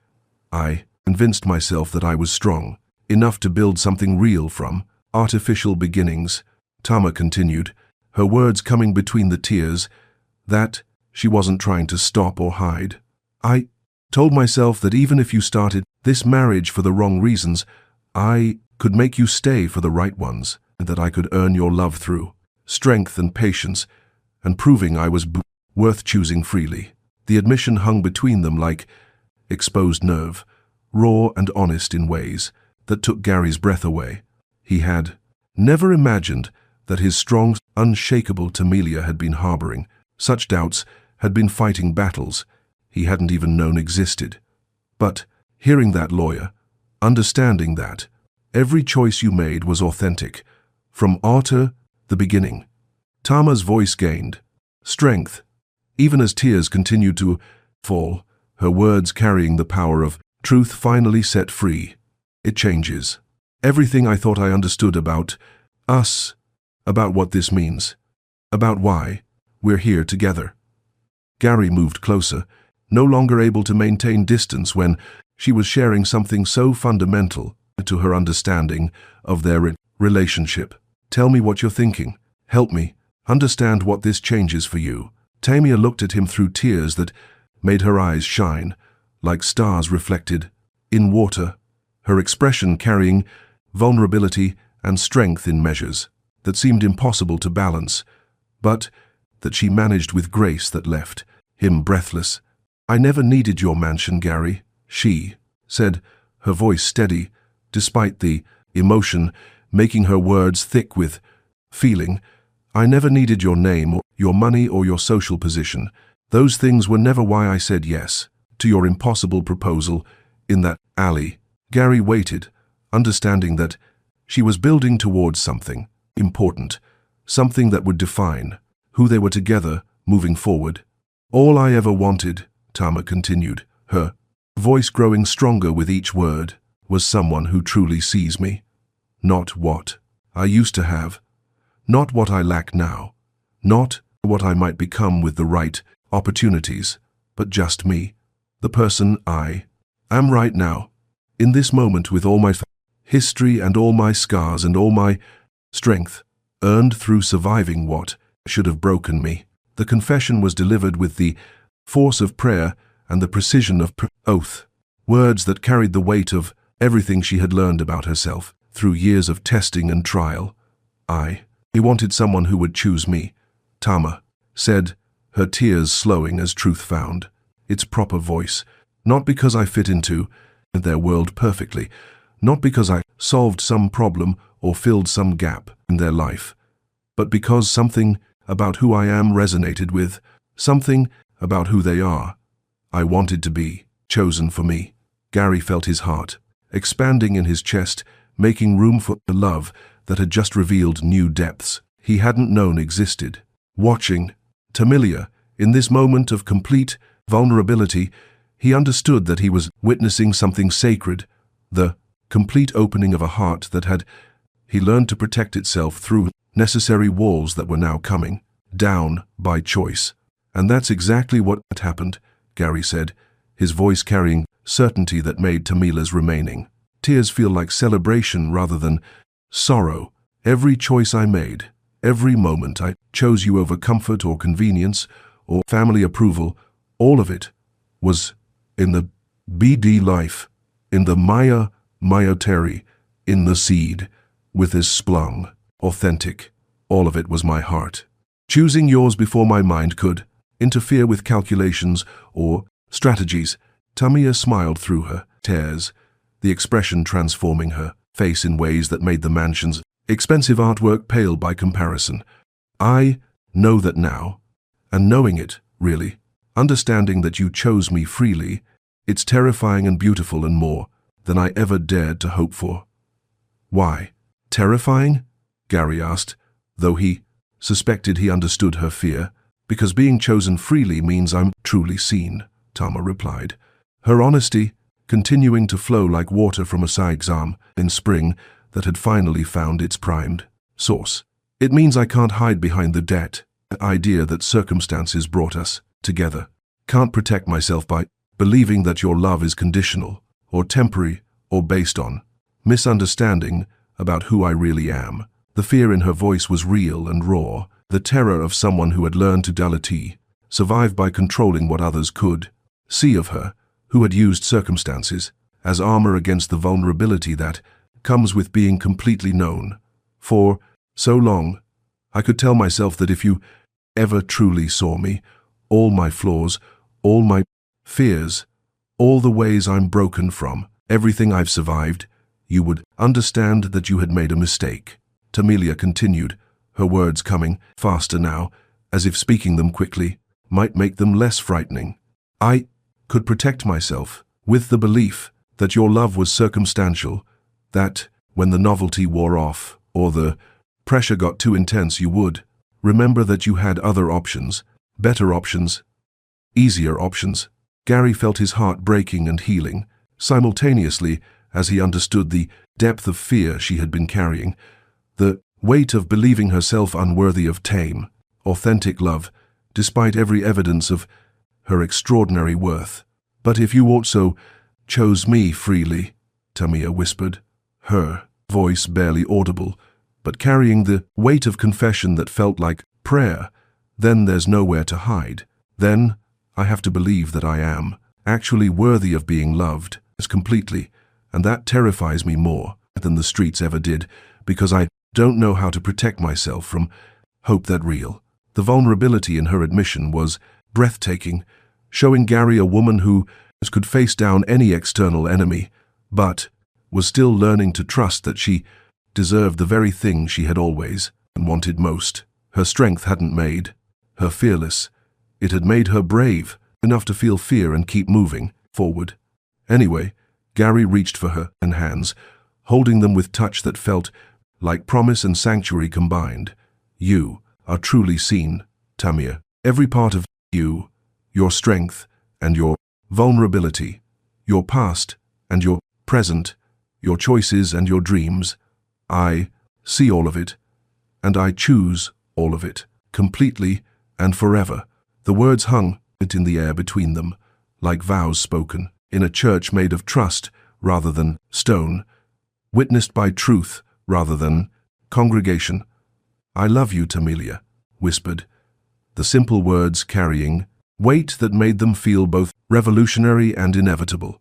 Not because you rescued me, not because you provided safety or comfort or opportunity, but because you see me and choose me and make me want to be brave, enough to be completely myself with another person. The declaration hung in the air between to them like a bridge built from courage and honesty, spanning the distance between two souls who had learned that love wasn't about completing each other, but about choosing to grow together. Tamia had never felt safer or more terrified in her life. Safe because Gary's love asked nothing of her except authenticity.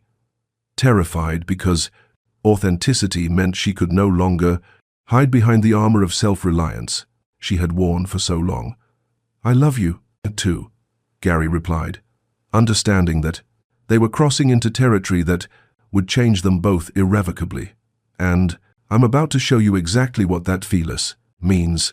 As Gary rose from his chair, Tama saw something in his expression that made her breath catch. Not fear, but anticipation of something that would complete the circle of choosing that had brought them together in that dark alley, what felt like lifetimes ago. Gary dropped to his knees, but not in defeat, in recognition of the most powerful woman he had ever met, and he had something to show her that would prove everything. Chapter 10. The Ring That Bound Two Souls. True love doesn't rescue. It recognizes, honors, and chooses to walk alongside another soul as they become who they were always meant to be. Gary knelt before Tamia, not as supplicant before royalty, but as one, equal honoring another, his position, chosen to demonstrate reverence rather than desperation. In his hands he held something that made Tamia's breath catch.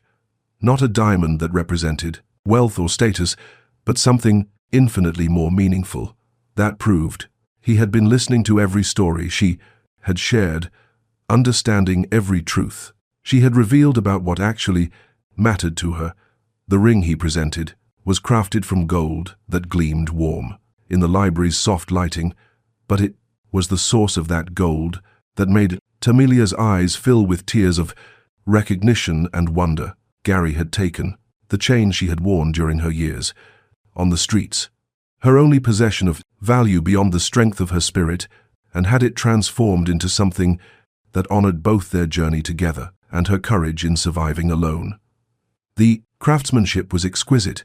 The jeweler had preserved the chain's original texture in places, creating a band that told the story of transformation without erasing the evidence of struggle. Tiny imperfections from years of wear had been incorporated into the design, making them features rather than flaws. It was the most beautiful thing Tamia had ever seen, not because of its life-to-regime monetary value, but because it represented the alchemy of turning survival into celebration. "This chain," Mugari said, his voice steady despite the emotion making his chest tight with feeling, "was with you through everything. Through hunger and cold, through storms and loneliness, through every moment when giving up would have been easier than continuing. It witnessed your strength when no one else could see it." Tamia stared at the ring, recognizing the metal that had rested against her skin during the hardest years of her life, now transformed into a circle that represented everything they had chosen to build together. "You could have thrown it away when you came here," Gary continued, his words carrying understanding that went deeper than surface appreciation. "You had no reason to keep something that reminded you of pain and struggle, but you kept it because it represented survival. Because it was proof that you had endured when the world expected you to surrender. I kept it because it was mine," Tama whispered, her voice thick, with emotion that made her words feel precious as the gold Gary held. "It was the one thing that belonged completely to me, that no one could take away or use against me. And now I'm asking you to let me add my promise to it," Gary said, holding the ring steady despite hands that wanted to tremble with the magnitude of what this moment meant. "Not to replace what it means to you, but to join my commitment to yours, to make it a symbol of what we've chosen together." The transformation of her chain into their ring felt like magic, like alchemy, that turned survival into celebration, solitude into partnership, endurance into joy. But it was Gary's words that made the gesture complete. "You were never homeless, Tamila," Gary said, his declaration carrying the weight of truth finally given voice. "My heart was the one without a home until you gave it shelter. You didn't need rescuing from anything except a world that couldn't see your worth. You rescued me from Emptiness, I thought, was just the price of success. Tamia felt the last of her walls crumbling, not from attack but from the gentle insistence of love that asked for nothing except the chance to honor who she already was. I was dying in luxury, Gary continued, his honesty, as complete as hers had been, suffocating in comfort, drowning in privilege that felt more like punishment. You didn't save me from poverty. You saved me from spiritual bankruptcy that all my money couldn't cure. The ring caught the light as Gary held it, reflecting illumination that seemed to come from within rather than without, as if the gold remembered every moment it had spent close to Tamilia's heart and was now ready to hold both their promises together. This isn't about becoming someone new, Gary said, sliding the ring onto Tamilia's finger with touch that felt like coming home. It's about recognizing who we already were when we found each other. About choosing to become more ourselves together than we could ever be apart. The ring fit perfectly, as if it had been waiting her entire life to find its proper place. Tama stared at her hand, seeing not jewelry, but symbol of journey completed and new adventure beginning. Proof that the hardest things in life often led to the most beautiful destinations. We're not a billionaire and a homeless woman, Tamia said, her voice carrying certainty that made the words feel like prophecy. We're two people who were lost in different kinds of wilderness and found each other exactly when we needed to be found. Gary rose from his knees and took Tamia's hands, their fingers intertwining with familiarity that felt both new and ancient, as if they had been designed to fit together precisely. This way, we're two people who chose authenticity over convenience, Gary added, understanding that their story was just beginning, that the ring represented not ending, but commencement of something that would grow stronger with every choice they made to see and choose each other completely. They embraced then, holding each other with arms that had learned to offer shelter rather than seek it, protection rather than demand it. Their love felt solid as the mansion's foundation, but infinitely more valuable, built on bedrock of truth rather than transaction. This wasn't the desperate clinging of people trying to fill empty spaces in themselves, but the conscious choosing of two complete souls who had discovered they created something larger together than either could achieve alone. As they stood together in the library, surrounded by books that told other people's stories, they understood they were writing their own tale, one that spoke of courage, rewarded authenticity, recognized and love discovered not despite their differences, but because of the way those differences created harmony rather than discord. Their story would never grace the covers of romance novels because it was too real, too hard, too honest about the price of choosing love over convenience. The world outside continued its judgments and assumptions, but inside their embrace, Gary and Tamilia had found something that no external force could touch or diminish. They had found home in each other, not as refuge from life, but as launching point for living more fully than either had imagined possible. And as they walked hand in hand toward whatever challenges and joys waited beyond the library doors, the world finally understood the most powerful force isn't money, status, or control. It's two souls choosing each other against all odds, creating something beautiful from the honest meeting of authentic hearts.